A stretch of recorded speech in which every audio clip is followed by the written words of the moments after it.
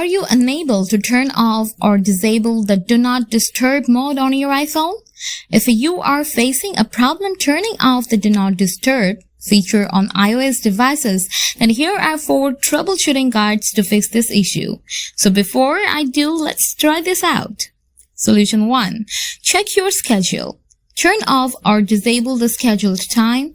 Go to Settings, tap Focus, tap Do Not Disturb, and look for the Scheduled option.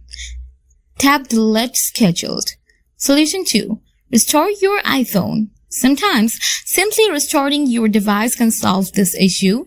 After giving a restart, please check your issues. Solution 3. Turn on the focus status. Open Settings, scroll down, tap Focus Status. Now turn it on. Solution 4. Reset all settings. Go to Settings, scroll down, tap General, scroll down, tap Transfer or Reset iPhone, tap Reset all settings.